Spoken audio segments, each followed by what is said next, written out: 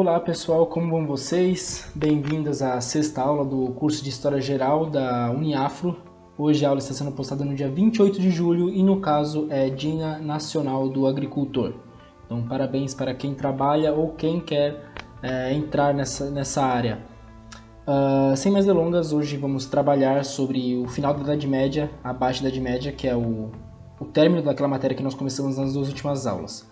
Então vamos direto aos slides, que a matéria de hoje está meio extensa, cheia de coisa para vermos hoje. Bom, como eu disse, a aula de hoje é sobre a Idade Média, aula 6, parte 3. É uma rápida introdução a respeito da Baixa Idade Média. A Baixa Idade Média começou no século IX, como eu falei na outra aula, e termina no século XV. Essa parte da Baixa Idade Média foi a parte onde o sistema feudal chegou ao ápice, chegou onde não podia mais continuar, e o sistema todo da Idade Média começou a entrar em declínio para dar lugar a um novo sistema, que é o sistema capitalista, no caso. Foi aqui onde aqueles grandes impérios começaram a se juntar, onde rolou as cruzadas, onde a cultura oriental e a cultura ocidental começaram a se misturar, começaram a se juntar novamente. Então, foi nessa época em que os impérios começaram a formar as primeiras grandes nações como nós conhecemos hoje em dia.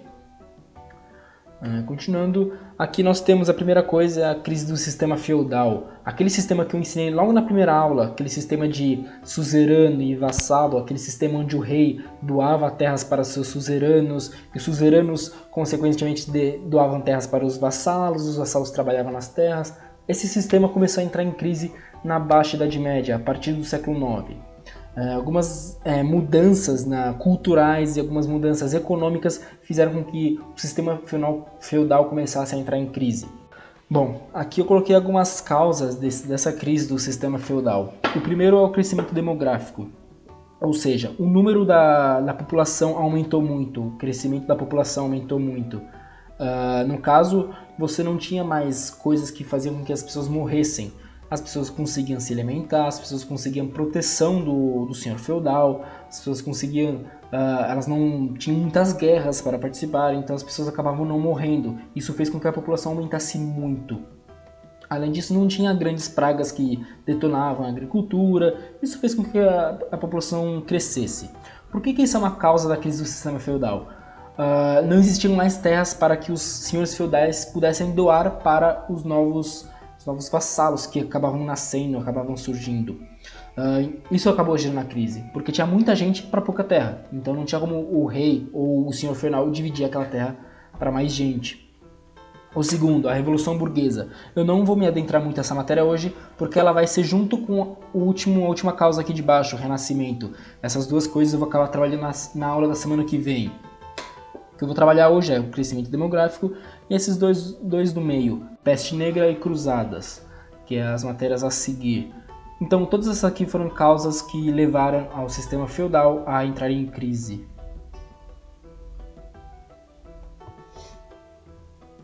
Continuando aqui as cruzadas. Um breve resumo das cruzadas. Elas foram expedições religiosas, econômicas e políticas. Primeiro, religiosas, porque as cruzadas eram feitas pelos papas. Os papas que criavam essas cruzadas, eles investiam nessas cruzadas porque o primeiro objetivo da cruzada era a conquista da Terra Santa. Então ela tinha essa ideia religiosa por trás. O segundo é as questões, aqui eu já vou pular direto para os objetivos. Primeiro, que é a conquista da Terra Santa, que é uma ideia religiosa. O segundo, as questões econômicas. Como eu falei, o sistema feudal estava entrando em crise, então era preciso conquistar novos locais para poder produzir mais, para poder doar mais terras. Então tinha essa questão econômica. Voltar a ter domínio de alguns pedaços da Europa que estavam sendo dominados por impérios muçulmanos. Então você tinha essa questão de voltar a fazer crescer a economia europeia. Terceiro, a questão populacional, que é o que eu comentei antes. Aquela crise de muita gente nascendo e pouca gente morrendo fez com que a população aumentasse mais. Então você tinha que arrumar novos locais para que essa população pudesse se expandir. O último é a questão política. A questão política são os grandes reis que estavam querendo voltar a ter o grande domínio. Então eles provocavam essas guerras para aumentar expandir suas terras e aumentar o seu domínio sobre mais gente. Bom, os grandes fatores que levaram as cruzadas a existirem. O primeiro, o expansionismo muçulmano. Aquela matéria que eu expliquei na semana passada sobre o islamismo, aqueles impérios que eram islâmicos e muçulmanos que começaram a surgir, começaram a se expandir e começaram a dominar várias partes, como a Turquia, como Constantinopla. Eles começaram a invadir partes que eram da Europa. Tanto é que chegaram até ao Império Hispânico, ali português, aquela parte ali da Europa. O segundo fator, a crise do feudalismo, que é o que eu expliquei antes, precisava de novo território para aumentar esse sistema feudal. E por último, o cisma do Oriente, que é outra matéria que eu expliquei na semana passada, que as duas igrejas, a igreja bizantina e a igreja católica papal, a igreja católica romana, elas se romperam, cada um foi para um canto e ocorreu essa cisma, a grande cisma do Oriente, uma cisma religiosa no caso. Então esses foram os fatores que levaram às cruzadas. Bom, houveram várias cruzadas ao longo da Baixa Idade Média. Aqui eu vou comentar as 8 mais importantes, as 8 cruzadas mais importantes que ocorreram. A primeira cruzada é chamada de Cruzada dos Nobres. É a cruzada onde os nobres europeus se juntaram para retomar a cidade de Jerusalém, que estava na mão dos muçulmanos. Então eles se juntaram, retomaram a cidade de Jerusalém, conseguiram uma vitória nessa primeira cruzada, mas ela não durou muito. Acabou que na segunda cruzada, quando tentaram aumentar essa expansão católica naquela região, eles acabaram perdendo a cidade de Jerusalém. E a segunda cruzada é conhecida como uma cruzada enfraquecida, porque o poder cristão naquela região começou a se enfraquecer, começou a diminuir. Por isso aconteceu a terceira cruzada. A terceira cruzada é chamada de Cruzada dos Reis. Foi a cruzada onde os reis ingleses, o rei inglês, o rei francês, o rei franco e o rei germânico se juntaram e participaram diretamente da cruzada. Eles foram até Jerusalém para vencer a cruzada. Mais uma vez, foi derrotada pelo rei Saladino, um dos maiores reis muçulmano. Mais tarde, se der tempo, a gente vai tentar ver sobre o Saladino. A quarta cruzada é chamada de Cruzada Veneziana, a cruzada mais econômica. Foi a cruzada onde os burgueses, os comerciantes venezianos ali em Veneza, na Itália, eles investiram na quarta cruzada. Eles participaram diretamente dessa quarta cruzada para conseguir expandir os seus domínios econômicos e para poder libertar o mar Mediterrâneo. Essa é uma das grandes consequências da cruzada. A quinta cruzada, como vocês perceberam, as quatro primeiras cruzadas não teve grandes vitórias. Então, o povo europeu pensou: nós não estamos conseguindo vencer porque Deus não quer. Deus não está dando essa vitória pra gente porque nós somos pecadores. Então, que tal se a gente mandar as crianças para uma cruzada? Por isso que a quinta cruzada é chamada de Cruzada das Crianças. É a cruzada onde mais de 50 mil crianças germânicas e francas foram enviadas para Jerusalém para tentar retomar aquele local. É óbvio que todas as crianças foram destruídas durante essa guerra, muitas foram escravizadas, muitas foram mortas e mais uma derrota entrou para a conta dos europeus. A sexta cruzada é a cruzada do Frederico II, um dos reis germânicos. O Frederico II ele tinha sido excomungado da igreja, então ele não teve apoio de outros impérios europeus. Então ele foi sozinho e foi uma cruzada um pouco mais pacífica, porque os muçulmanos eles tiveram muito respeito pelo Frederico II. Ele tinha muito conhecimento da cultura árabe, então ele ganhou muito respeito deles, inclusive conseguindo fazer um trato de domínio naquela região de Jerusalém, de eles poderem visitar aquela cidade, que é um tratado que existe até os dias atuais, em que as 3 religiões que hoje existem naquele local, eles podem... aquela cidade de Jerusalém vira uma terra santa, vira uma terra para as 3 religiões poderem visitar aquela cidade juntas, elas não têm mais guerra naquela cidade. Após isso, teve mais 2 outras cruzadas. A 7ª cruzada, que é a cruzada do Egito, onde os europeus tentaram retomar algumas cidades egípcias, alguns territórios ali no nordeste da África. E a última cruzada, que é a cruzada dos turcos. É uma cruzada que eles tentaram retomar a cidade de Constantinopla, que tinha sido tomada pelos turcos muçulmanos. Bom, para finalizar, as consequências das cruzadas. Obviamente, as cruzadas foram grandes guerras que não atingiram os objetivos que os europeus gostariam, principalmente economicamente, principalmente politicamente. Eles não conseguiram nenhum daqueles objetivos.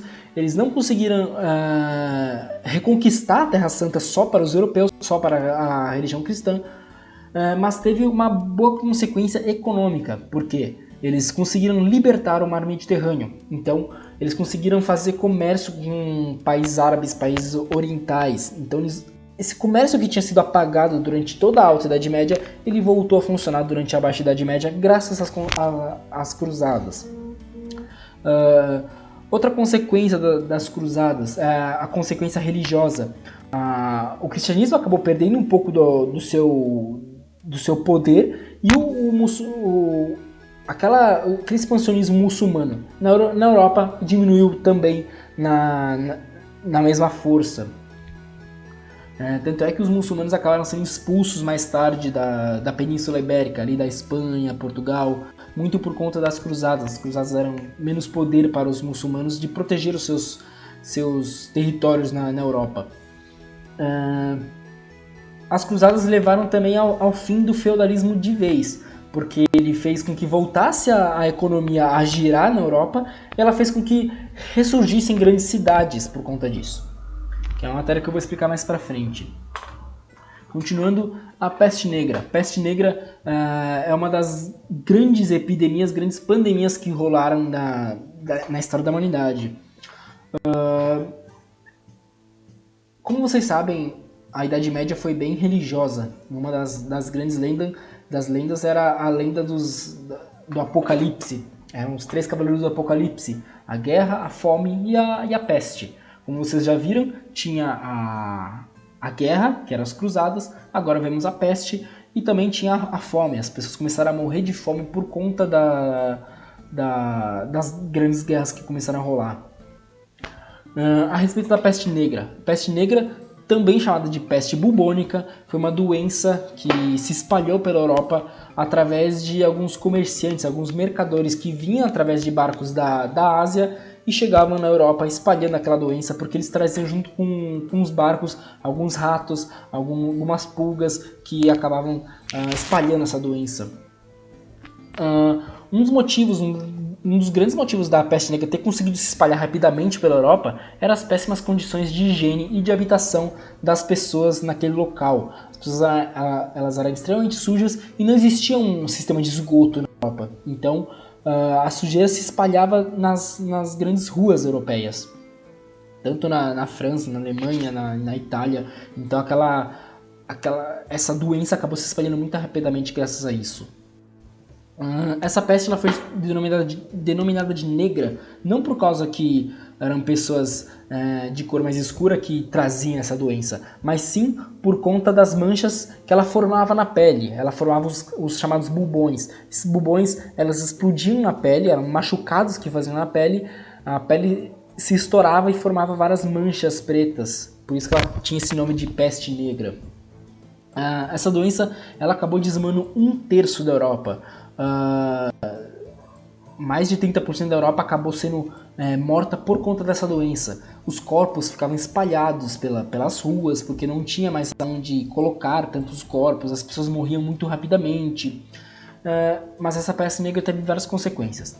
Uma delas é a própria dizimação de grande parte da Europa, e depois algumas consequências médicas. As pessoas começaram a ter mais cuidados com higiene ter mais cuidado com suas habitações, e uma das consequências é que a peste negra fez com que o sistema feudal terminasse de vez e começasse uma nova era na Europa. Continuando, alguns adventos medievais, algumas mudanças ao fim da Idade Média, algumas coisas que a Idade Média trouxe de bom. Na arquitetura, a arquitetura foi dividida no estilo gótico e no estilo romântico. O estilo romântico era aquele mais parecido com Roma, com a Grécia, aquele da Alta Idade Média. Era algo bem sólido, bem concreto. Já o gótico era um estilo mais suave da arquitetura. Como vocês podem ver nas duas imagens que estão aparecendo aqui na tela, dá para perceber bem a diferença entre os dois estilos. O segundo é a arte medieval. A arte medieval também tem o estilo gótico e a arte medieval tem o estilo religioso. Muito do que foi produzido artisticamente naquela época era voltado para a teologia, era voltado para algum tema religioso, como podemos ver nessas imagens que aparecem aqui na tela. A respeito da música medieval. A música medieval teve alguns adventos durante a Idade Média. Primeiro, alguns instrumentos foram criados, como a flauta, a harpa, a cítara, o alaúde, os tambores, eram todos instrumentos que eram usados na música medieval. A música medieval a gente pode dividir em duas. O canto sacro, que era aquele canto que rolava nas grandes igrejas, aquela música religiosa, e o canto popular, aquele canto onde eles contam uma grande história. Vocês podem ver em qualquer filme, qualquer livro, sempre tem aqueles cânticos populares, aqueles cânticos medievais, aquelas músicas medievais onde eles contam histórias de grandes cavaleiros. Foi aqui também que surgiu a pauta, aquela pauta que nós temos quando a gente vai aprender algum instrumento. Aquela pauta surgiu na Idade Média, mas era uma pauta um pouco menor do que a que nós temos hoje em dia, uma pauta feita com 4 linhas. A literatura medieval. A literatura medieval era dividida em duas também. A literatura religiosa, que era a literatura da Bíblia, a literatura de lendas religiosas, e a literatura trovadorística, o tal do trovadorismo. Era uma literatura mais cantada, uma literatura mais lírica, mais uma vez era uma literatura mais popular. O detalhe é que a literatura não era muito difundida na Idade Média porque poucas pessoas sabiam ler e escrever. Então, muitos dos livros ficavam nas bibliotecas da igreja cristã. A respeito da culinária medieval, tivemos grande variedade na alimentação. Mas detalhe nessa variedade na alimentação, a variedade era para pessoas mais pobres, por incrível que pareça. As pessoas mais pobres, elas se alimentavam muito melhor do que os grandes reis, os grandes monarcas, os grandes senhores feudais. Eles acabavam se alimentando muito melhor na variedade. Eles não se alimentavam tanto, mas a variedade era melhor. Eles se alimentavam com pães, eles se alimentavam com massas, eles se alimentavam muito com legumes, com batata. Era diferente da culinária dos grandes reis, que eles se alimentaram basicamente de muita porcaria e muita cerveja. Aqui eu coloquei o uso de especiarias. Uma das consequências das cruzadas que eu expliquei antes é especiarias que surgiram vindos de povos muçulmanos, povos orientais, como a pimenta, a noz moscada, alguns outros molhos que surgiram. O próprio açúcar, o próprio sal, ele acabou surgindo e acabou sendo usado como especiaria na Europa. Isso é muito importante, esse uso de especiarias. Mais tarde, quando eu for explicar sobre as grandes navegações, uma das grandes consequências das cruzadas e do fim da Idade Média foi o uso das especiarias. Uma das grandes consequências disso tudo, o uso das especiarias fez com que surgissem as grandes navegações, que é uma matéria que eu vou explicar mais pra frente. Por fim, alguns adventos na ciência. A medicina, no fim da Baixa Idade Média, melhorou muito por conta da peste negra. As pessoas começaram a estudar mais sobre medicina. E a alquimia também melhorou muito ao fim da Idade Média. Eu vou acabar não explicando muito de todos esses adventos medievais, porque senão vai ficar muito extensa a aula, mais extensa do que já está. Então, para fechar a aula de hoje, para fechar sobre a Idade Média, ao invés de colocar uma frase de algum grande autor da Idade Média, eu resolvi deixar um questionamento. a pergunta: por que é errado chamar a Idade Média de Idade das Trevas? Sempre que a gente ouve falar de Idade Média, a gente ouve esse termo, Idade das Trevas, a idade onde não ocorreu nada de bom. Então, fica esse questionamento que eu vou deixar no Classroom para vocês responderem para mim. Por que é errado a gente chamar dessa forma, de Idade das Trevas? A Idade Média foi apenas ruim ou teve alguma coisa de bom? Deixo essa pergunta para vocês, essa reflexão. Então é isso, muito obrigado por assistir a aula até hoje. Como sempre, aqui estão os meus contatos para qualquer dúvida e até semana que vem.